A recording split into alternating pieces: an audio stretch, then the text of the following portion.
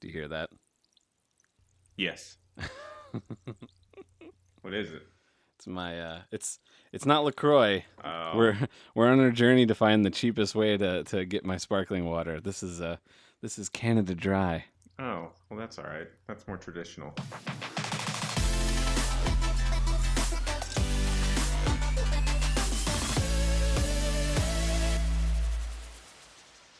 So, I saw you got a new dog. Yes, I did. I've been toying around with the idea of getting another dog, mainly because my younger brother's paying me rent to stay at the house here. And he has a small dog of his own that's a couple years old. And previously, the dog was at a house that had like a lot of other dogs to play with, and now she's kind of here by herself. So I was thinking about getting another dog, just for myself and to have someone for her to play with, and vice versa. And so I've been looking around at a lot of like shelters and stuff over the past couple weeks, like the Pound, but they don't call it that now. They call it like the St. Louis Adoption Center, so Yeah. that it sounds Yeah, better. Pound doesn't have such a great ring to it anymore, does it? Right. It's kind of got a lot of baggage to that word. Right. Homeward Um, Bound really did a number on their PR. yeah.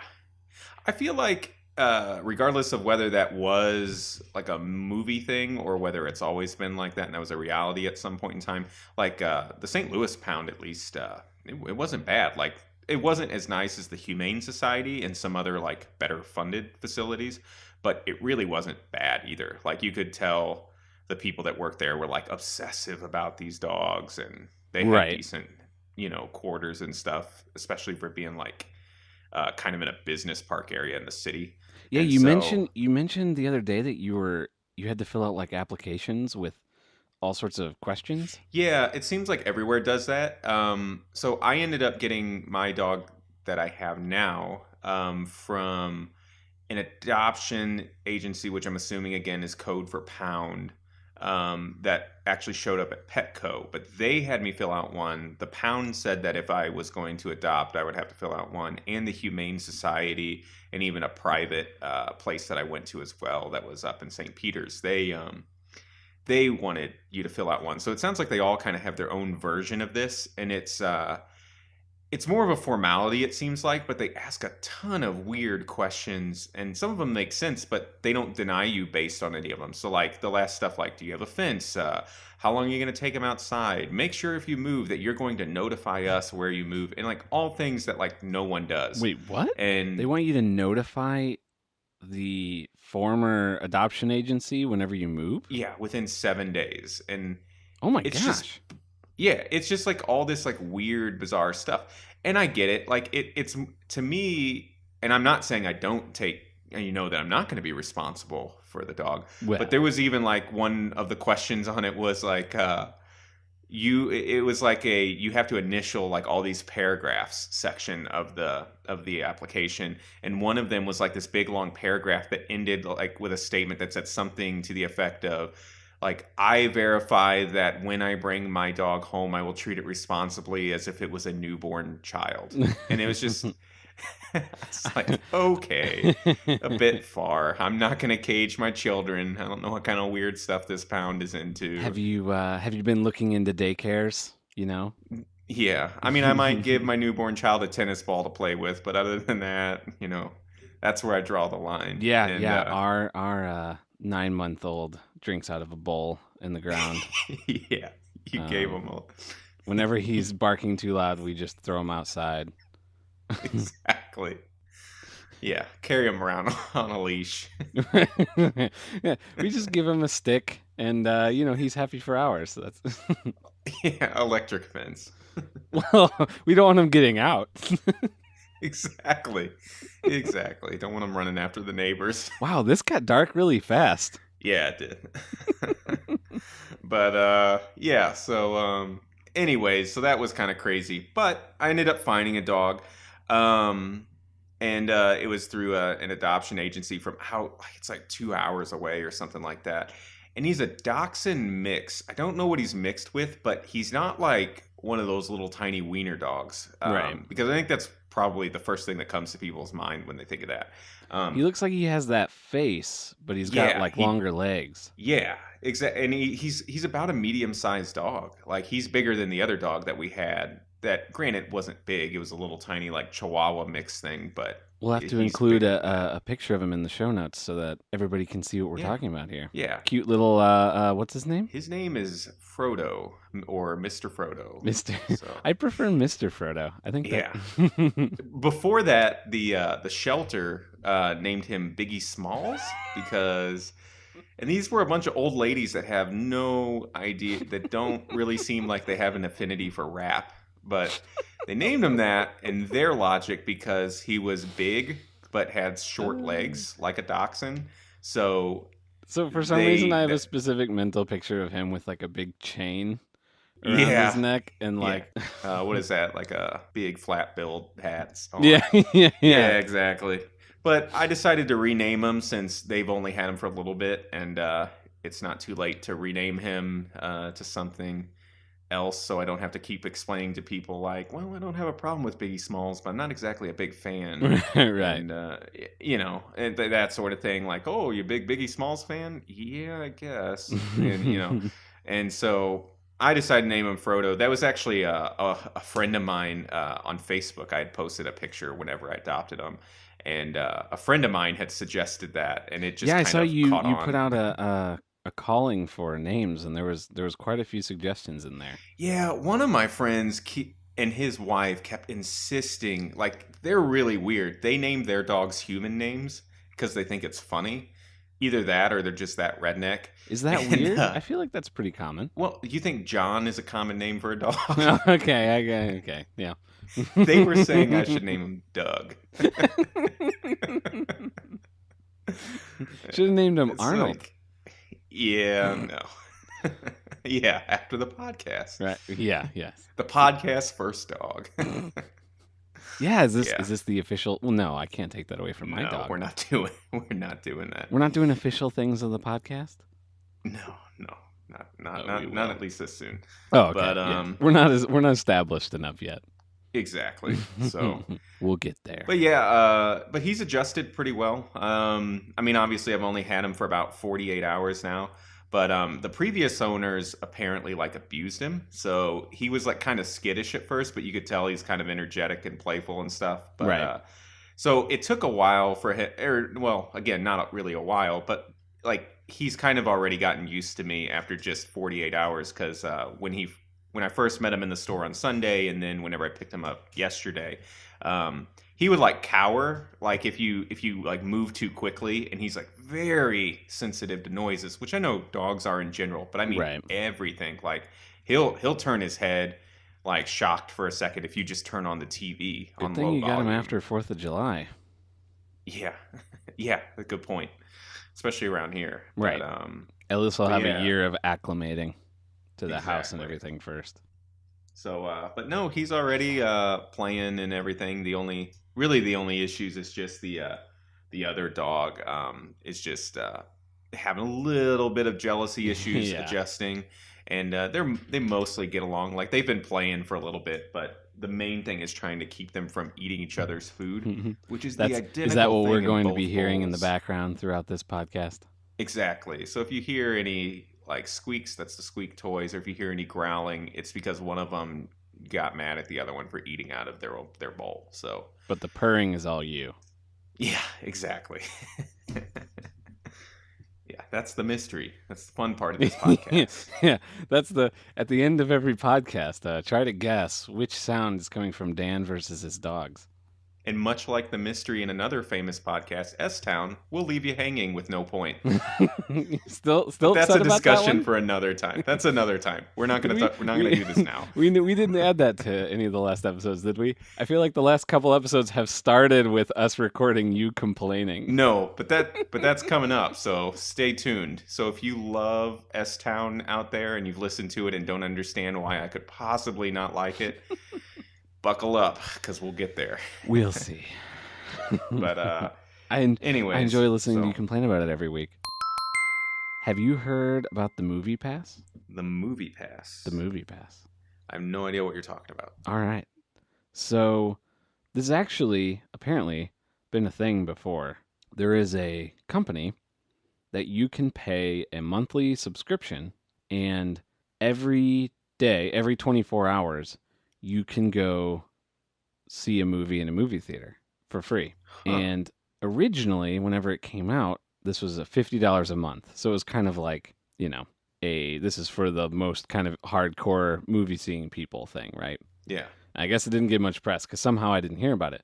But yesterday, they announced that they were lowering their price to $10 a month. Ooh. So for a Netflix subscription, you can see one movie every single day. Non 3D, non IMAX, right? But personally, I don't really care because I don't really What like are the that. participating locations? Well, so here's what's weird. They say that any theater that supports using a credit card will work because what it actually is you sign up and you get, basically a credit card. Mm-hmm. And the way that it works is you pay with your credit card and they just pay the theater the normal ticket price. Hmm. And so theaters are kind of almost left out completely. I mean, obviously they're getting paid, but they're not even like it isn't even like a participation kind of thing. I wonder if this kills movie theaters. It's a cool thing for me. Before we get into that, so the thing is, they announced the price drop. And of course, every news outlet picked that up because now it is comparable to Netflix. Right. And their site has been crashed for 2 days. So I haven't been able to get on their site and confirm any of these details. So I just want to clarify that beforehand. Yeah. But to the point that you just said, AMC seems to be feeling the same way as you because they immediately came out and condemned it really hard and said they're going to try and figure out a way to like block it so that you can't use it at their theater, and it's becoming That's this whole weird. thing, right? Because technically from their perspective, you'd think like, well, who cares, right? Because they're getting paid just like anything, right? This is just a special Yeah. credit card as far as they're concerned. But How does that work though? I'm still trying to figure that out. how does it work, or what is their business model? How can they do that? Because they're still, like you said, giving the money to AMC. So like let's say I Right. see They're not getting a discount ticket. Right. So let's say I see 10 movies at $10 a piece at AMC in 1 month. So I've paid my $10 for this movie pass, and I've spent and I've gotten $100 worth of value out of it. Right. So has AMC. I don't This understand company's just how. down $90, right? Right. Yeah. So here's the two things. The one is they anticipate that a large number of people will not even use it most months. Yeah. And Which is this fair. is based on their data of people who are paying $50 a month. Yeah. So like I assume that that's actually a pretty decent number. But even with that, they're still not going to come out even. Yeah. So the big thing is because you are using their app and you're signed in and you have given them all of your sort of bio information and everything, they're also tracking every movie that you see. And so they're Huh. using that as a giant data collection thing. So they actually, as kind of along with all of this news, I don't know the exact timelines for this, but they've actually gotten a bunch of new funding. And apparently this is all of the excitement on the funding end of this is I don't know if it's companies or just investment groups that are related to data analysis and data sales and stuff like that. Mm-hmm. So the idea is they can use this to collect masses of data that they can both analyze, I guess, for their own reasons, but mostly so that they can sell that information to, That makes sense. production studios or any other group that cares about, entertainment viewing. Yeah. With really detailed demographic metadata attached to that. Yeah. That makes sense. Yeah. Now, That's most what I was people wondering. think this isn't really going to pan out, but it is an I think ex Netflix like founding member, but an ex Netflix like executive person is part of the sort of founding of this. So it has a couple of names attached to it that are considered like trustworthy names. Yeah. And I don't know. They claim, again, all this is based on news articles because I can't load their site, but their claim is that this deal, they will keep it in place for at least 12 months. And after that 12 months, Mm, they'll, based on what they've found, either realize that there's no way that they can sustain this or it actually is working. yeah. But even if it's just for 12 months, I don't know, that's kind of a sweet deal. Yeah. Yeah. And so I guess then it wouldn't really, if movie theaters are still getting their money out of it, well, yeah, I don't know. I guess that wouldn't really affect them. It's just, it's kind of like Well, offsetting. there's two reasons that this would be upsetting for a movie theater. The one, which is maybe the more likely, and the one that they're claiming is their reason, is that this devalues the price of a ticket. So if Yeah. this company lasts for 2 years and they successfully establish the value of a movie ticket at Hmm. this, $10 a month, so less than $10 a ticket, Yeah. and then they go out of business, well, kind of similar to a lot of the music services that came up in the early 2000s that were then, shut down. Even though those Yeah. services were shut down, they had successfully set in people's minds what music is worth. And it took a really long time for the music industry to figure out, like Spotify and streaming and all of that, Yeah. ways to kind of get people back in the fold. And they're still struggling with that today.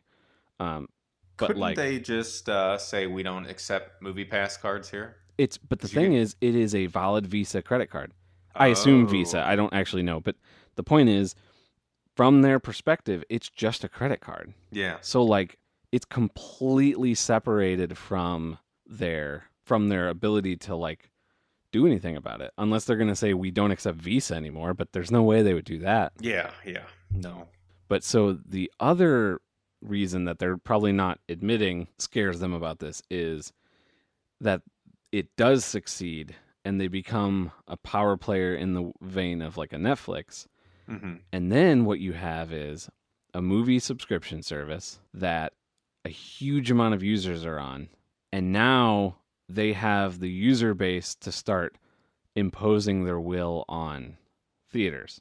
So you get a Yeah. big enough group of users, now you can say, hey, AMC, we actually want discount rates for our customers because we have a huge amount of customers and we're going to stop supporting you if you don't give Yeah. us discount rates. And they're just going to have to bow to them because all of their customers will switch to a different theater if one theater supports them and the other one doesn't. And so it's this Hmm. giant sort of power play dynamic as well. Yeah. So It's it's crazy. really interesting. Yeah, because it's kind of a good idea, but then I could also see how it hurts movie theaters. Yeah, I don't know. I know things move on, and we talked about in a previous episode about like how things will probably just all eventually go to VR anyway. I'm But not until convinced. then, I like the movie theater. I like the idea that it's an experience that you go somewhere and see something on a big screen with people, Right. and I don't want to see it devalued in any way or possibly fast tracked to extinction because of something. But I don't know. I don't think it goes away. I Hmm. think the rise of streaming and home movies has caused movie theaters to have to change, and I'm really happy with the changes they made. Like movie theaters stayed the same for an incredibly long time. Yeah. And then all of a sudden their bottom line started getting hurt, and instead of them all closing, they all added Nicer recliner seats. seats and really nice screens and That's a good point. all sorts of crazy, you know, I'm doing air quotes, but gimmicks.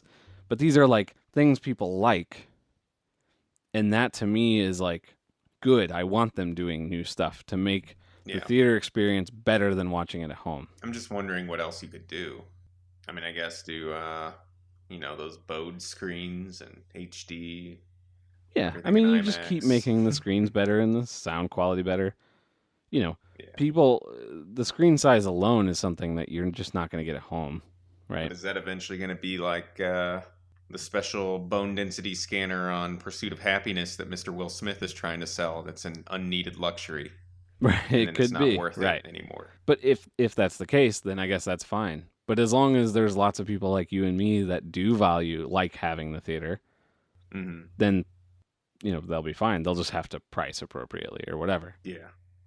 I don't know. That's interesting. Yeah, and the other thing is like they might become even more so more reliant on concessions. Oh yeah, You know, those popcorns will get even more expensive. more expensive or like more they'll just have more Variety, like yeah, like they'll do more fancier foods and like like the dine-in theaters, and right.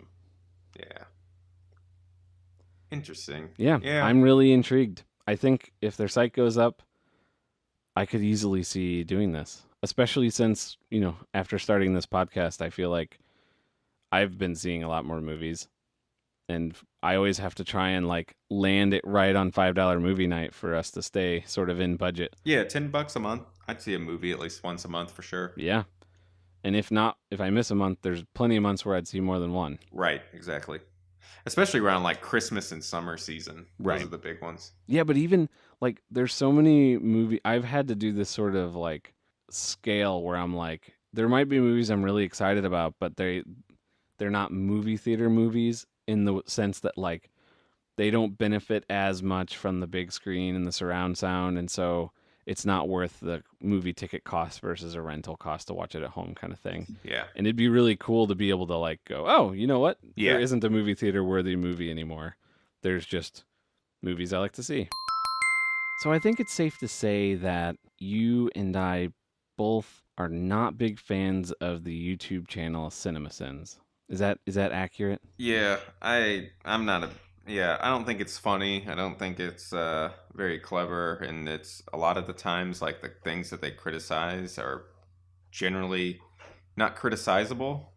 Yeah. So for those of you who don't know, CinemaSins is I don't know if they're the ones who popularized it, but they're certainly the ones most popular for it, and that is their YouTube channel that does the like everything wrong with pick a movie style Yeah. videos. But like I can only guess they're attempting to be funny, but instead it's like a channel dedicated to finding all of the most benign nitpicks of movies that you love.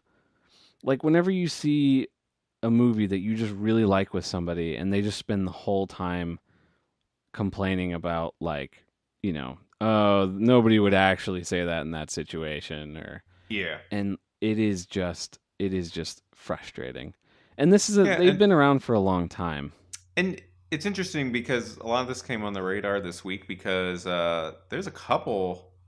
I think you shared something that was probably actually years old, but then I actually also saw it wasn't Rian Johnson, No, but so it it was was the Kong Skull that's Island right, one. that's right. Yeah, so they came out with one on that, and the director of that movie, who's pretty active on Twitter, he said, like, he tweeted something along the lines of, "I know I shouldn't care about this, but Ryan Johnson's statements from when the Looper one came out are exactly how I feel." Yeah, And that's why I retweeted the Ryan Johnson one because it was old, but it was being retweeted in that context. and the director of the King Kong movie or whatever, which I haven't seen, so I can't really say Yeah, anything. I have not either. Yeah, about its accuracy, but yeah, he was. But he was pointing out specific things that were without seeing the movie or not. It was like, oh yeah, they got that wrong. And so I actually went to the guy's page that runs that YouTube thing, and I was looking at his conversation. He was sort of smugly like, "Hey, did anything happen while I was gone?" And all of, like the fans of it were like saying like, "Yeah, people just like take it out of proportion, like he's a comedian, he's not a real critic, and all this stuff." And it's like his sort of comedy isn't for everyone. And it's like, but what's the joke? Like, it'd be one thing if you're like actually pointing out things and it's like you're doing it to comedic effect. But when you get something wrong, what is the joke? That you're just going overkill and criticizing things that aren't actually wrong? And Right. like It's someone said it's satire, which made no sense. Like well, so it's I, not I think it's safe to say that it's an attempt to do a similar thing to like honest movie trailers or how it should have ended. Right. right, which Which kind both of of those do they're really like well. yeah, and it's because a lot of times they're doing it sort of Tongue in um cheek. well, it's Or I don't yeah, know. it's all tongue in cheek and it's movies that they even like. right? And it's done with sort Yeah. of a like understanding of the group of people or whatever that like it, and they're not like crazy Yeah, pedantic they things. they even had good things to say about Batman versus Superman, Right. which was universally like, or not universally, but very controversial among the audiences. Uh-huh. So, Yeah, yeah. like, they're And they're generally like good spirited about it. yeah, That's a they're good way not of putting it. mean. Yeah. And Cinema Sins, if you've never seen it, they're just mean. Like it's I've literally a counter of like anything that they could possibly construe as a problem with a movie. which is cheesy, doesn't make sense, and Yeah, so in prep for this, it's been a long time since I've seen them. I think I the last one I saw was when they got Neil deGrasse Tyson to do Gravity, and it made oh me yeah. not like him for a long time. It took me a long time to get back to being okay Yeah, with I him as think a he was person. just thinking, "Oh, this is something the kids are doing," and I right. But when I saw it, yeah, it's just like, oh my gosh, this is so smug and like frustrating. yeah. But anyway, I went and just picked a couple random ones and watched a little bit of it. And like I went to the Moana one, and there's like a scene at the beginning where, it's like whenever she's like a little baby and she's walking on the beach and there's a turtle, trying to crawl to like a baby turtle trying to crawl into the ocean. Hmm. And she like the turtle's on its back stuck and she sort of flips the turtle over so that it can, run to the beach.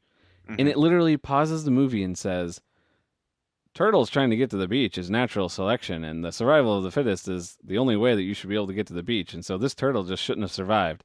Ding, that's a sin. It's like, what? Well, and again, like the detractors from your criticism would say, like, "Oh, well, it's just meant to be funny. Don't take it so seriously." And it's like, but he's make like the problem is like I've pinpointed that the reason why it irritates me is like I can take a joke, like even like people that are being mean, but the problem is when you confidently and like smugly say something that's just clearly wrong. What's the joke? Like that's what I don't Yeah, get. and It's one like thing to I will exaggerate. absolutely concede that it can be funny to people. And I don't want to like take away it being funny to people. Does that make sense? Yeah, yeah, It's just I follow a lot of people like in the film industry who spend a lot of time on this stuff. And yeah. like they oftentimes frequently in fact will like something that parodies something that they made, right? And they think it's Right, hilarious. So it's not like this I can't take a joke about myself. right. It's this um yeah, it's this like super smugness and like almost just dislike of film thing. And it is criticism. I mean, obviously it's using humor, but it is criticism. That's what it is. It's using sarcasm and stuff to Right. criticize a movie, and it And it and kind it of does it breeds a type of movie watching that's frustrating. right. There's people, and I honestly, I say that I can't say that it really does because it's like I don't know anybody who has become a fan of that and then became an annoying movie watcher. But it's just so frustrating when you watch a movie with somebody, and I Yeah, know like I can be like that when it comes to TV shows. Like my wife doesn't like watching certain shows that she likes with me in the oh yeah. room because, especially if I'm not paying attention, I'll hear like two lines and be like, well, that doesn't make sense. And it's like she's like, shut up. And then I always feel horrible because I'm the same way. Like Yeah. I like to get lost in a movie, and it's really like it frustrates me when somebody points out little nitpicky things that don't matter that like pull me I out. to me it's just the smugness because like it reminds me of um okay, did you ever see the movie Pitch Perfect? No. Okay. Well, I've seen it. It's a fine movie. I don't really care one way or another for it. I'm not like a super fan at all. But there's a there's a part in the movie um where like one of the guys is trying to get the main character to like watch movies, and he's like what, well, you didn't like Star Wars? She's like, no, I hated Star Wars. He's like, one of the biggest twists in movie history, the I'm your father, and she's like, I saw that coming. He's like, how could you see that coming? He's like, and she says like, oh, his name is Darth Vader and Vader is like father in German, which is true, but it's like that wasn't. that was never a thing. Like in reality, like in history, that was never even the plan until the second movie was like being written. And like to say like, oh yeah, yeah, I saw that coming because of the name. Well, he was named that before that was ever even the idea. It was literally just a name that George Lucas thought sounded cool. And it also means different things in different languages, by the way, as well. So like, and I remember like that like being annoying because there's so many people because that was like a You were popular annoyed movie. at the smugness of a character in a movie Yes, of a fictional. because they went Yes, after Star Wars because and not well, even the prequels.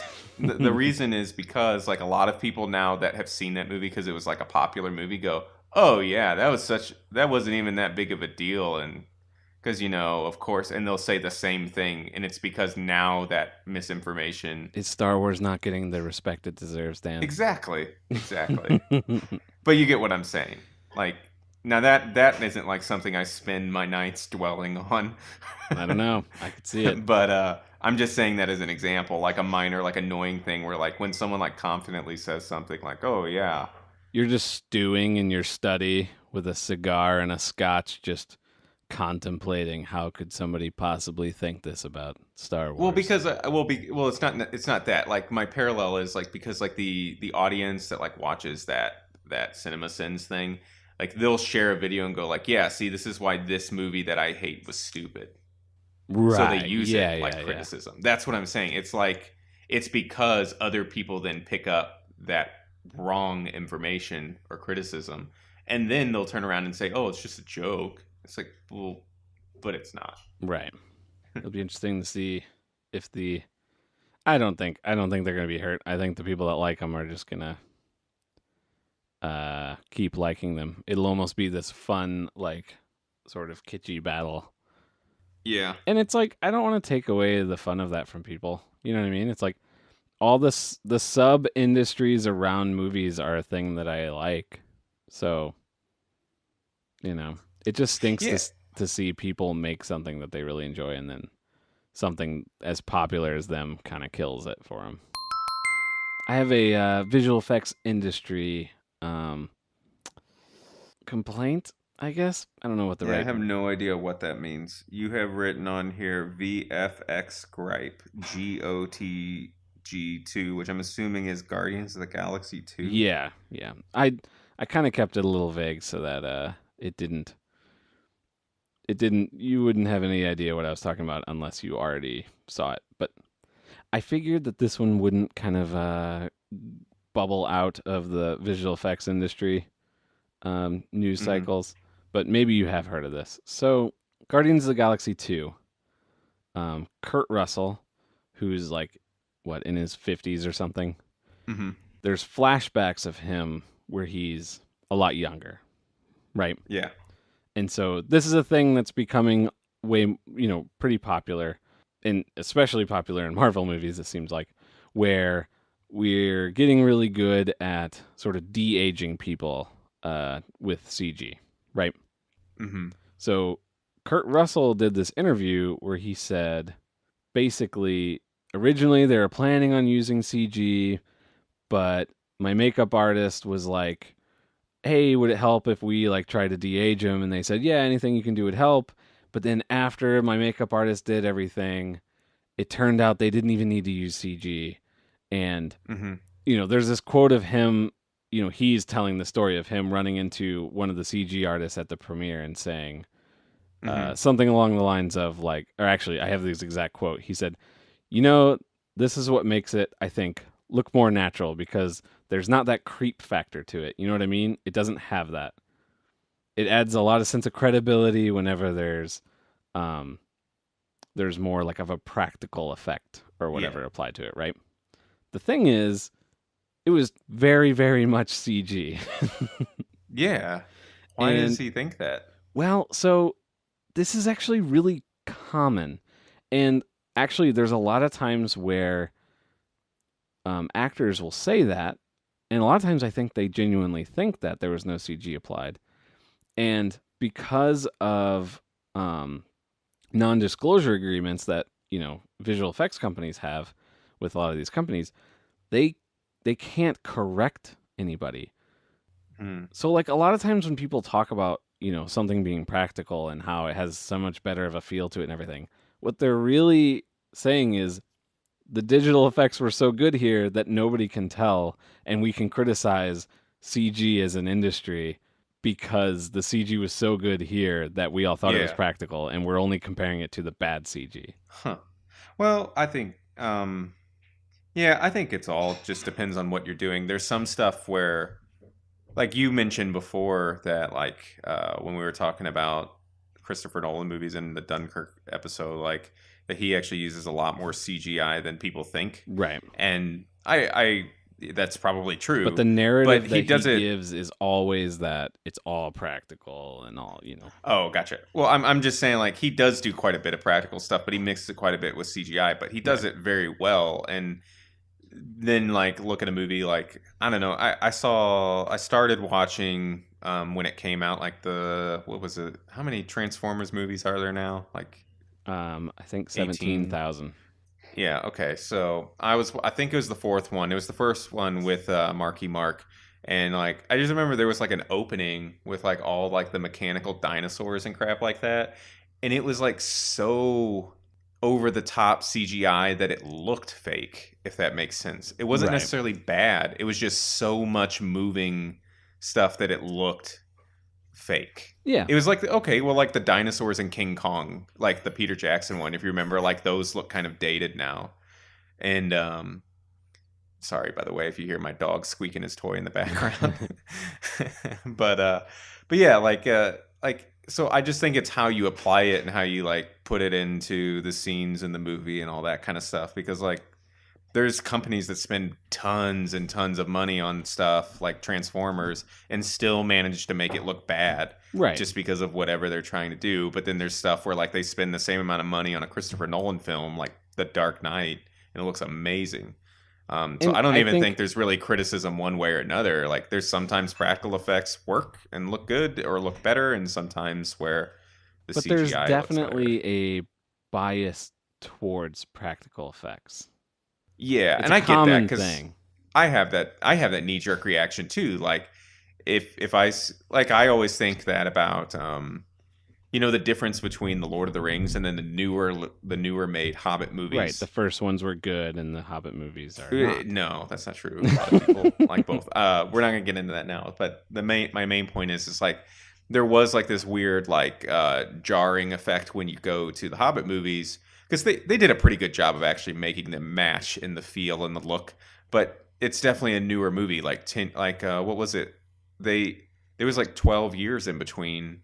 Well, no, because they started making those three movies in '97 and or 98 something like that, and Right. then they started making those Hobbit movies in like what 2010, so it was over a decade between them.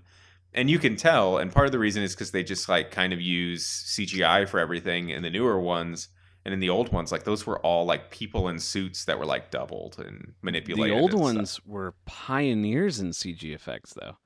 They Yes, invented that's true, giant, but like, very heavily used CG applications for, like, people simulations that yeah, were which I guess is gigantic in kind of those. what I'm getting at is like they did use there is kind of a jarring effect between what they use on practical effects and not. But yeah, I mean that old Lord of the Rings movie for all its But the practical problem effects isn't the had CG ness of it, I feel like. It's the actual, like, cinematography. yeah, I think giving somebody the ability to use CG sometimes lets directors get a little crazy with things in a way that they shouldn't, yeah. right? But like in the hands of a Like capable director of photography or whatever, it's like you can have a movie that feels just as cinematic and is just chock full of CG. For mhm. example, Planet of the Apes. It's not that that CG is that much better, but it's that like it's filmed subtly. You don't have cameras flying around. That's the thing with the Transformers movies, I feel like. Oh yeah. It's like Just things are nothing constantly feels moving. real because the camera's moving in a way that doesn't match reality. Yeah, that's a good point. So, so to me, it's the same as like puppets. You know what I mean? Mhm. Like, are there like practical effects that were really good or better, like, the dinosaurs in Jurassic Park or like E.T. or whatever. But like, Yeah. think of all those movies you watched as like a kid, or like movies that were 10 years old that you watched as a kid with puppets, like what was the Never Ending Story and all that stuff. Like, Oh, yeah, yeah. there's some really weird, creepy stuff there, and some horrible, horrible puppetry. I mean, even like the Gremlins, right? Like that worked well in the movie, but they Yeah. look terrible. Or like Ghostbusters.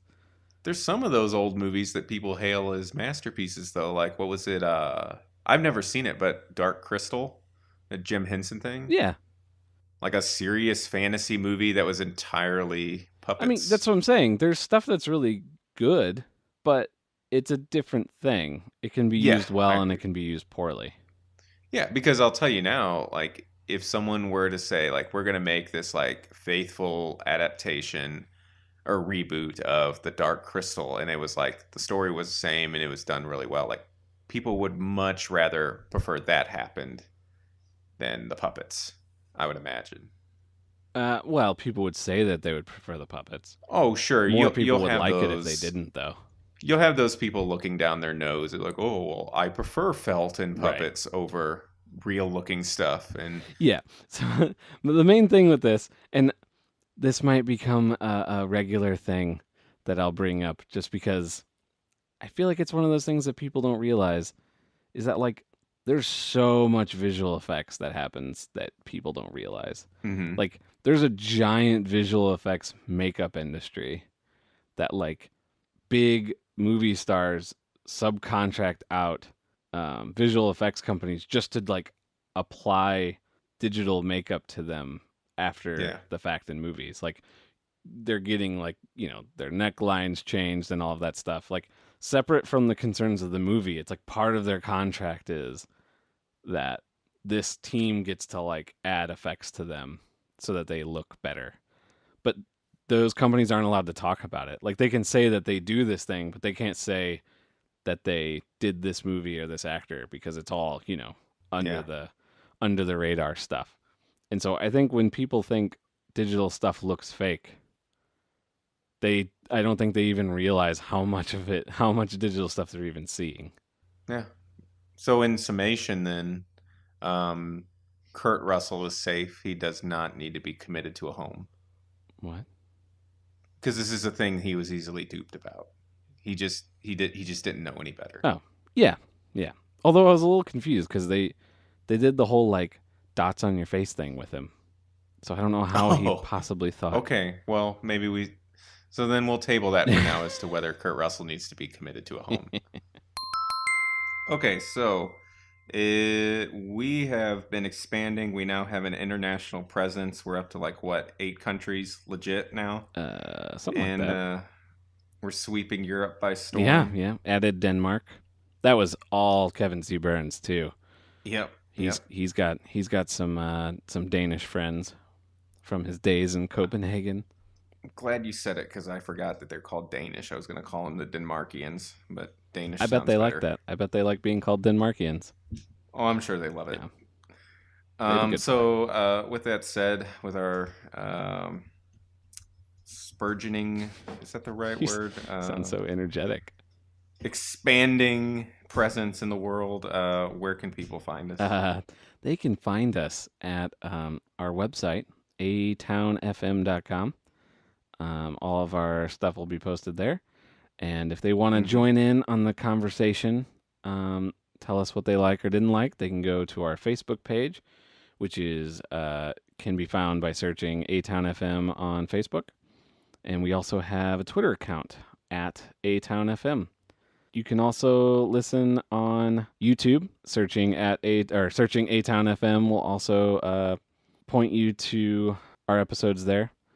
And then Yep, we're on iTunes, so if you could go there and leave a review, that would really help us out. yep, and we appreciate any good press. And there was a lot of stuff on this that Charlie cut that would have been hilarious. Yeah, I'll tell you what, that was the most depressing ending we probably ever recorded. We might need to, We're emotionally drained. yeah. All right, it's late. I know. We gotta wrap this up.